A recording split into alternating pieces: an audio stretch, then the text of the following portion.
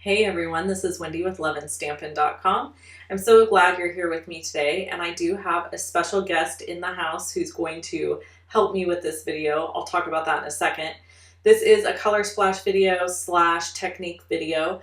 I'm going to tell you right up front, I am not going to talk a whole lot about the card making process here. We're going to do ink blending, cover the card with a mask, do some more ink blending, and then we're going to do some fun stuff in stamping and adding some dies. It's a very straightforward, simple card.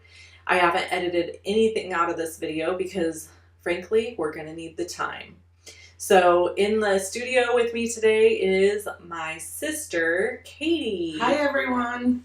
She hasn't been around in a while, and I've had a lot of people asking like where she is, what's going on, and basically she's just living her life.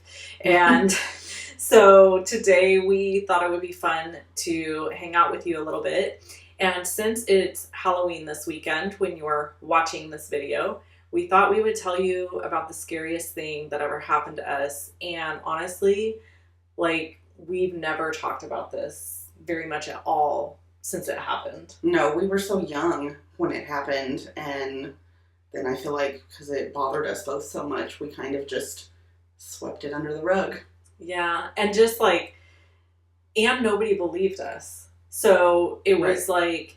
Nobody ever believes kids. Right. So lesson in this story, believe your kid if they say something creepy to you. But anyway, so I guess we should just get into it. And you guys can watch me craft while we get into this story and tell you about this. And yeah, there are, really quick before we get into it, there are links to everything I'm using in the video description below. And there's a link to my blog post. So if you want to go over to my blog and read more information about the card or see a bunch of photos of the card, you can do that over on my blog, links below the video. And of course, we always appreciate it when you give us a thumbs up, subscribe to our channel, and yeah. All right, let's get into this. Okay, first I like that you said our channel. Oh yeah. Like this is mine now too. Well, you know, I feel like after we do this, it's going to be bad because then everybody's going to want you to come do the videos with me. I know. I'm not enough on my own. Yeah, I need you. So first, I guess we should set the scene so you guys understand like the backstory with this. We live in a really rural community, really small town, and everybody kind of knows everybody. And there's this... When we were growing up, well, first of all, we lived in 100 houses in Plymouth. Yeah, we've lived a lot of different places. But let me say, when we say small town, we don't mean 15,000 people. We mean 1,000 people. Yeah, 1,000. Our entire county is 30,000 people. So anyway, we lived in this house. It was actually a mobile home park, and it was brand new. It had just been put in Plymouth. It was like the big... new thing in Plymouth was this mobile home park, which now, by the way, is trashy as it gets. Yeah.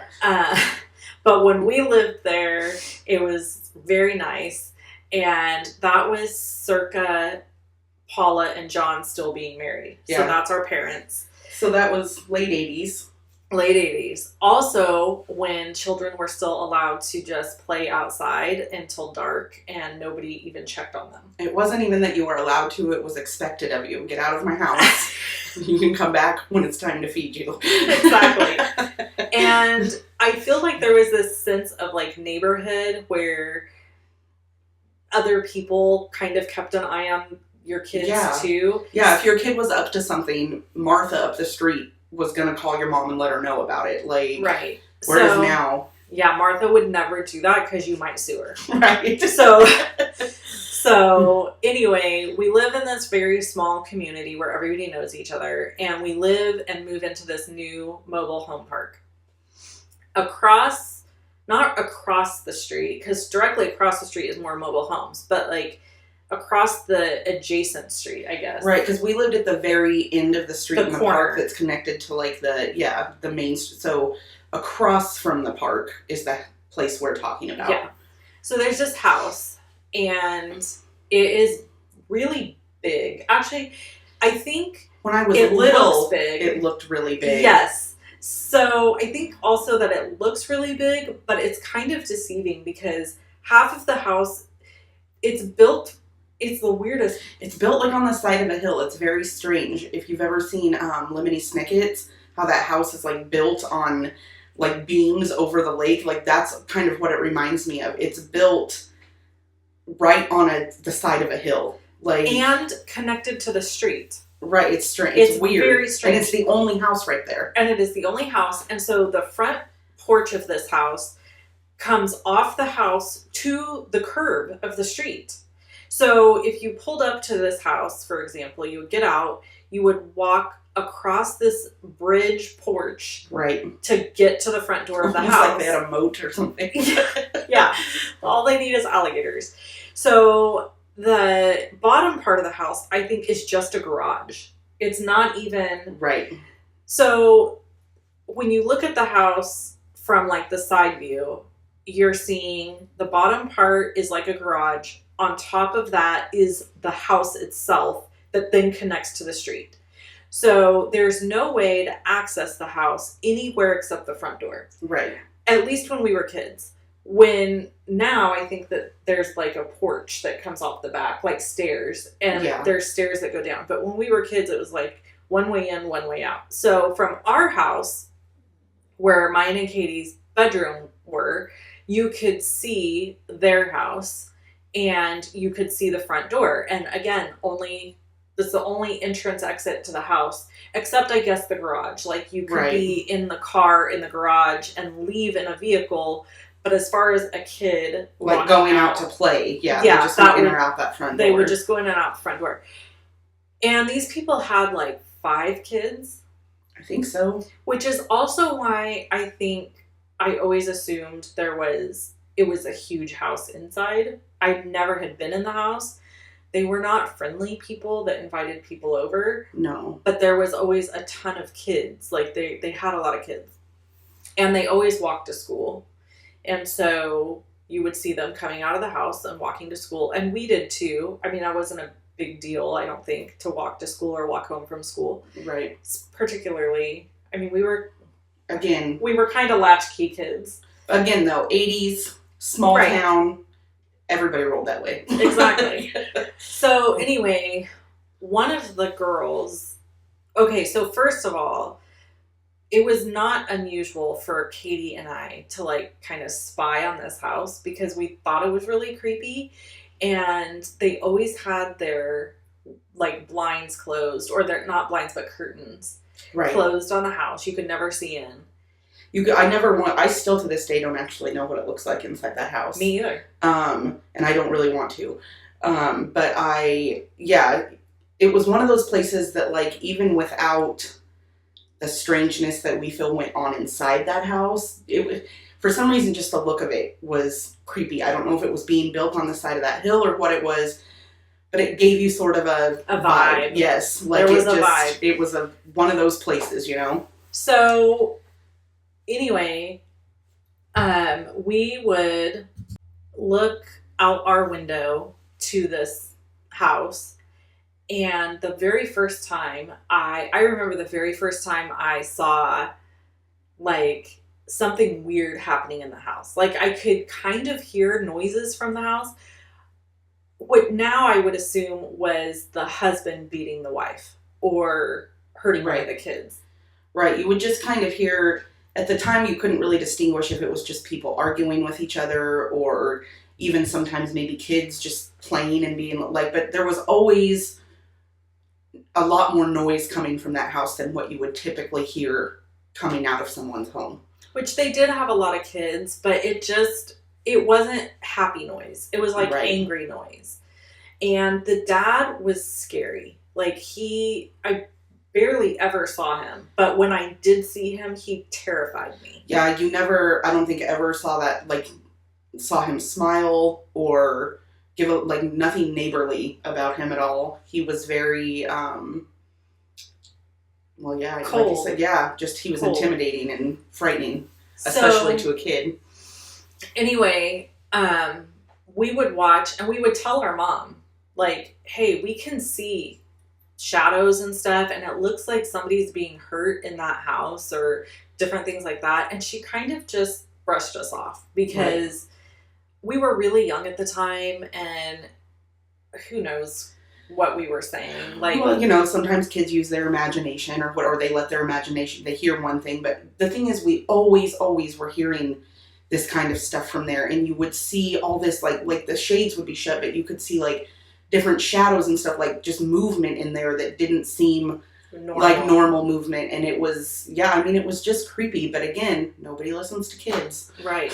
So some time passed, and honestly, I can't give a detailed account of time because I was a kid, and so you just don't, there's no way to like mark time, I think, when you're a kid. Right. And so I know that they lived there for a while, but anyway, so Annie, who was the same age as Katie, and they were in the same grade. So they were in the same classroom, basically. One day, Annie didn't go to school, and, you know, you don't think anything of it because kids get sick or whatever happens, yeah. So, dentist appointment, whatever. I don't know, it was probably like a week that went by, and Katie said to me, hey, Annie has not been at school. And so then Katie and I started like paying attention and watching the house and noticing that Annie was never coming out to play. Annie wasn't at the house. She wasn't coming out of the house. She wasn't going to school. And I have to say, like, months passed.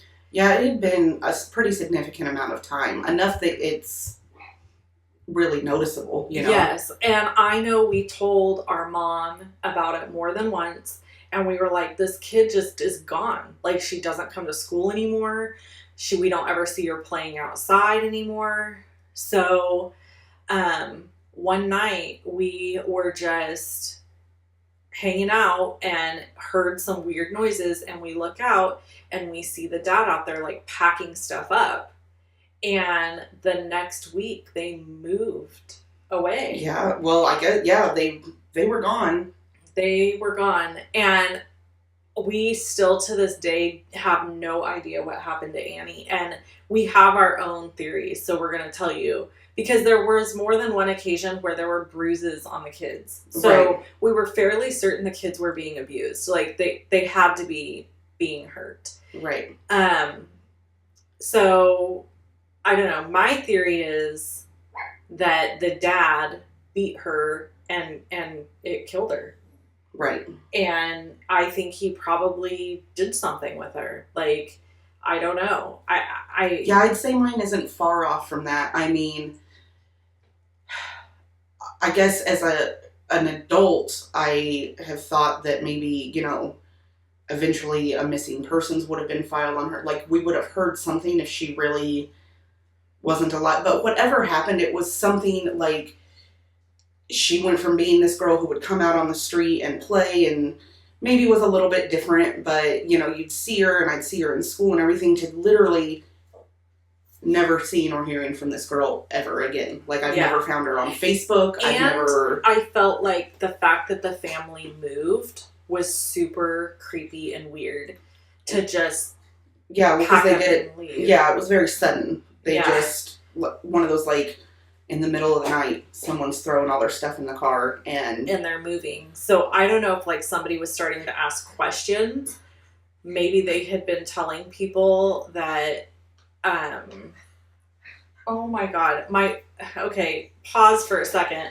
My old dog is in the room with us, the only dog in here, and he has to have some sort of weird fit on the floor while we're telling you this story. And really quick, back to the card, and then I promise we'll get back to the story. But so here I wanted to point out, I created that little ghost going the opposite direction by stamping it on a silicone mat, the image, and then stamping on the paper with the silicone mat. And that just gives you a reverse image or a mirror image of the same thing. And then these little skulls don't have a die or a punch. So I just decided I was going to fussy cut those out and then add them to the card base. Aren't they cute? You're doing a great job with that cut there. Thanks. I mean, almost as good as the circle I cut out on my first card. oh gosh, your first card was horrifying. I still have it. It was bad. It was really bad. She wrote I can't even talk. She wrote the word hello on it and then put an exclamation mark at the end. In case you weren't convinced hello was enough. I was trying. Anyways, so all these years later, have you ever tried to like go on Facebook and look her up or anything? Yeah, that's what I was saying. I've never found her on any kind of social media. And I mean, I haven't been obsessed, you know what I mean? But like there have been times here and there that she'll pop in my head and I just wonder, what happened. And I mean, we never talk about this. Mm-mm. And we decided to discuss it on a YouTube video. I'm not sure why.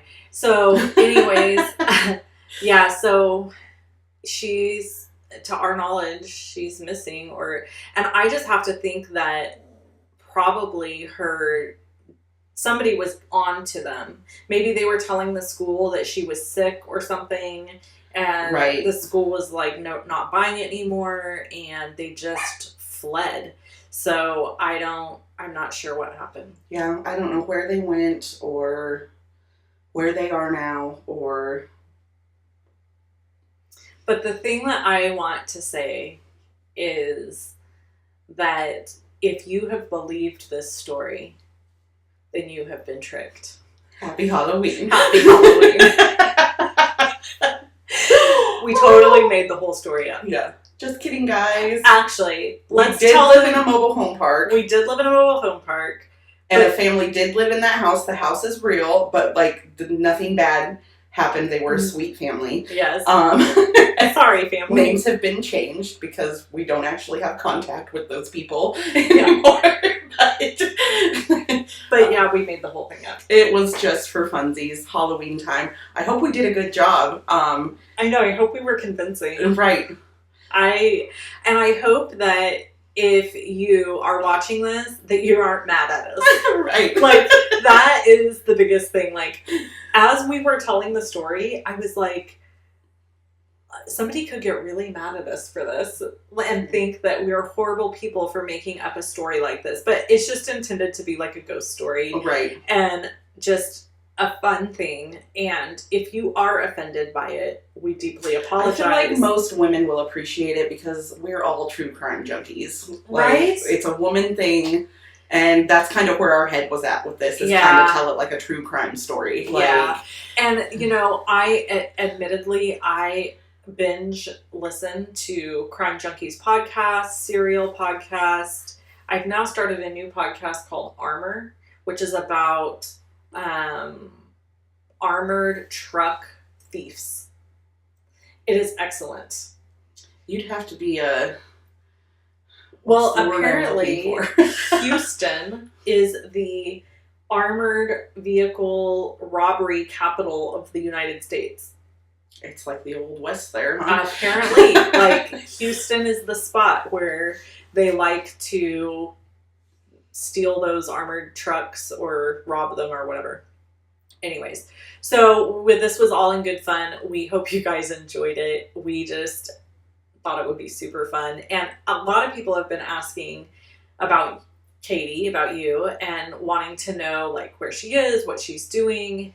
And I'm here. I'm alive. I've just been, just doing the mom and wife thing and the Katie thing. And the global pandemic thing? Yeah, the global pandemic thing. Me and the inside of my house, we are quite close. Good friends. Good buddies. Well, I mean, honestly, when the pandemic hit, and this is what I have shared, okay. Oh my gosh. I'm not even going to edit it out. I'm just leaving it. So, stop it, buddy.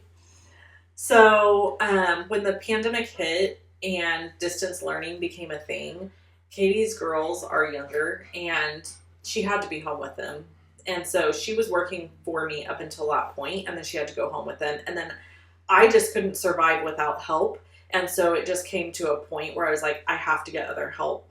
And Katie still had to be at home with her girls. And so that's where we're at. Like, yeah, my girls just went back to school at the beginning of this school year. And even which now, has only been a couple months. Right. And even now I've decided I'm just going to ride out this stay-at-home mom thing for a while because my girls do dance after school and, you know, just different stuff going on. You know, if you have kids, it's just easier if you can to be home with them. So, yeah. And Miss Deborah works for me now. She does. And she probably complains a lot less than I did. So. I mean, well, here's the vast difference between the people that help me now and you is that they're both crafters. Right. They're both Stampin' Up people. Like, right. They're getting their jollies doing this stuff, whereas I'm like... God. This is a G-rated channel. That was as G-rated as I could say it. Oh, my Lord. You know what I mean, though? Like, yes, it makes a big difference if you enjoy cutting paper and if you're like, why do you people make a career out of cutting paper? No, really. It creates cute stuff, but I'm just not a crafter. Even now, at home, with time on my hands and stuff. You're not into it. I do a little embroidery, but... Yeah. She did find that she enjoys some embroidery during the pandemic. But, you know, I can do that a lot faster than I just making these cards. Like, even this video, as we are recording this, I am watching the video play. And the blending of the colors and the cute little, what's that design called you put on it? The lines. I don't know. It was a mask that I used. So, yeah, my brain would never come up with that. Like, again, I would write hello, exclamation point on mine, and... Hey, there's an exclamation point at the end of this one. Well, it says boo, though. Hey, boo. Hey, boo. Oh, that's cute. Yeah. See? I didn't even get it. Little play on words there. Yeah. Oh, man. So anyway, well, we're almost wrapping this video up, and I hope you guys enjoyed watching the process of me making the card whilst we just told a story and hung out. I hope you enjoyed a cup of coffee or a glass of wine or whatever your drink of choice is and enjoyed hanging out with us. And if you liked this element of like us doing the commentary like this together and you would be interested in us doing something like this in the future, leave a comment below and let me know. It probably wouldn't be on a normal Saturday video or something, but maybe we could do a few special videos here and there that were just kind of fun videos, not trying to trick you with a fake story. But I thought for Thanksgiving we could tell them how we came over on the Mayflower.